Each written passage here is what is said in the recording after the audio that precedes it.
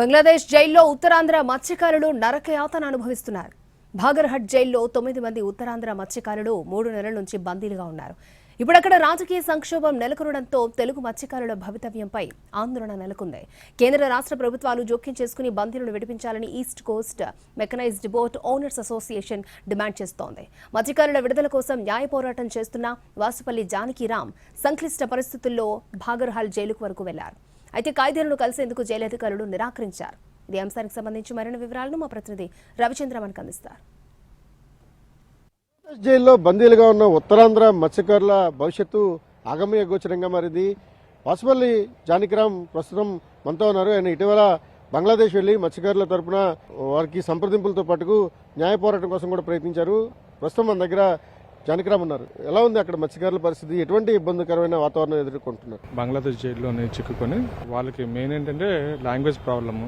వీళ్ళతో పాటు దాదాపుగా ఒక 70 మంది వరకు వెస్ట్ బెంగాల్కి చెందినటువంటి మత్స్యకారులు కూడా అదే సమయంలోనే దొరికారు బంగ్లాదేశ్ కోస్ట్ గార్డ్కి.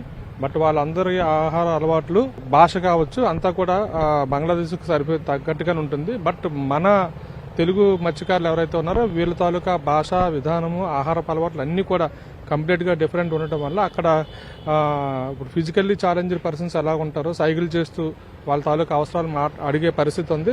మెయిన్ ఏంటంటే ఆహారం, సరైన ఆహారం లేక వాళ్ళు జైల్లో ఇబ్బంది పడుతున్నటువంటి పరిస్థితి ఉంది. అది స్వయంగా నేను మన ఎక్స్టర్నల్ అఫైర్స్ మినిస్ట్రీ కుల్నాలో ఉంది బంగ్లాదేశ్లోని అధికారులతో మాట్లాడిన తర్వాత వాళ్ళకి ఈ మత్స్యకారులు ఆ బాధని చెప్పుకోవడం జరిగింది. తిండికి అసలు చాలా ఇబ్బంది పడుతున్న సంఘటన చాలా హృదయ విదారకంగా ఉందని చెప్పి వాళ్ళు అధికారులు కూడా నాకు తెలియజేశారు. అందుకోసం చెప్పి నేను జైలుకి వెళ్ళి వాళ్ళని కలవటానికి చాలా అన్ని రకాల ప్రయత్నాలు కూడా చేశాను. కానీ ఆ బంగ్లాదేశ్లో ఉన్నటువంటి రాజకీయ అనిశ్చితి వలన షేక్ హసీనా ఎప్పుడైతే దేశం వదిలి వెళ్ళిపోయిందో వచ్చినటువంటి అడ్వైజర్ మహమ్మద్ యూనిస్ వచ్చిన తర్వాత పూర్తిగా అక్కడ వాతావరణం మారిపోయింది.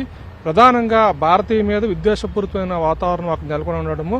అందువలన ఏంటంటే భారతీయ మత్స్యకారులు అందరినీ కూడా ఎవరూ కూడా కలవటానికి వీలు లేకుండా అక్కడ ఉన్నటువంటి హోమ్ మినిస్ట్రీ జైలు అధికారులకు అందరికీ కూడా అన్ని జైళ్ళకి కూడా బంగ్లాదేశ్ వ్యాప్తంగా ఉన్నటువంటి అన్ని జైలుకి కూడా ప్రత్యేకమైన ఉత్తర్వులు ఇవ్వడం వల్ల మత్స్యకారులను ఎవరిని కూడా కలవటానికి ఆస్కారం అయితే లేదు, మన భారతీయ మత్స్యకారులు ఎవరిని. అందుకని నేను విశ్వ ప్రయత్నాలు చేశాను కానీ కుదరలేదు.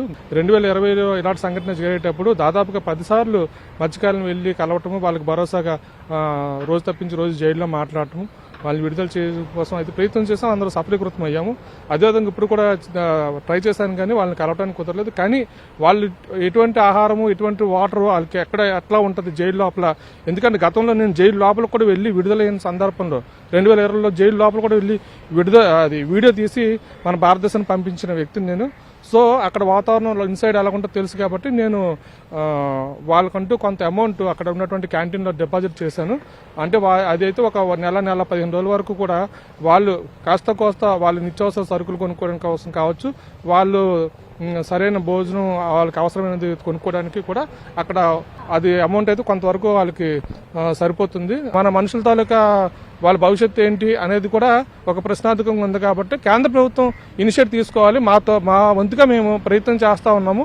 మాకు సహకరించాలి. కేంద్ర ప్రభుత్వం ఇనిషియేటివ్ తీసుకుని వాళ్ళని విడుదల చేయడం కోసం అని చెప్పి అక్కడ ఉన్నటువంటి ఎక్స్టర్నల్ అఫైర్స్ మినిస్ట్రీ ద్వారా ప్రయత్నం చేస్తే కనుక విడుదల అవకాశం ఉంది. ప్రధానమైన అడ్డంకి ఏంటంటే ఫిబ్రవరి 12వ తేదీన ఎలక్షన్స్, వీళ్ళది ఫిబ్రవరి 22వ తేదీన హీరింగ్. సో ఫిబ్రవరి 22 తర్వాత మళ్ళీ వాయిదా వేస్తారా, లేదంటే ఎలక్షన్స్ ముందర విడుదల అయ్యే అవకాశం ఉందా అని చెప్పి కేంద్ర ప్రభుత్వం తీసుకునేటువంటి నిర్ణయాలు బట్టి ఆధారపడి ఉంటుంది. రాజకీయ అనిశ్చితి, అల్లర్ల కారణంగా బంగ్లాదేశ్లో రాజకీయ పరిస్థితులు ఏమాత్రం అనుకూలంగా లేవు. ప్రధానంగా భారతీయ మత్స్యకారుల పట్ల ఆ దేశం చాలా నిరంకుశంగానే వ్యవహరిస్తోంది. ప్రస్తుతం జైల్లో నిబంధనలకు అనుగుణంగా తెలుగు మత్స్యకారులు ఉత్తరాంధ్ర మత్స్యకారులను చూస్తున్నప్పటికీ కూడా వారికి భాష రాని కారణంగా ఆహారము, మంచినీటువంటి కనీస సౌకర్యాల విషయంలో ఇబ్బందులు పడుతున్నారు. వీలైనంత త్వరగా రాష్ట్ర కేంద్ర ప్రభుత్వాలు జోక్యం చేసుకుని ఉత్తరాంధ్ర మత్స్యకారులను విడిపించాలని అసోసియేషన్లు డిమాండ్ చేస్తున్నాయి. గవర్నమెంట్ రవితో రవిచంద్రన్ టీవీ, విశాఖపట్నం.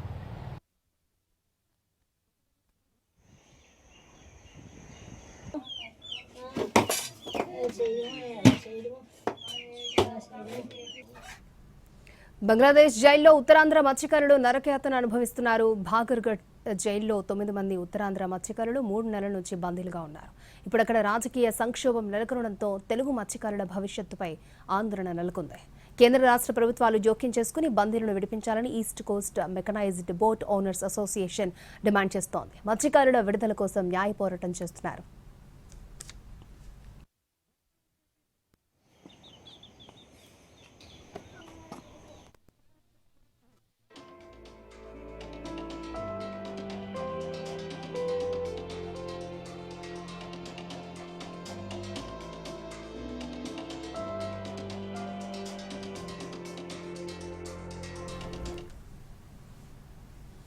బంగ్లాదేశ్ జైల్లో ఉత్తరాంధ్ర మత్స్యకారులు నరకయాతన అనుభవిస్తున్నారు.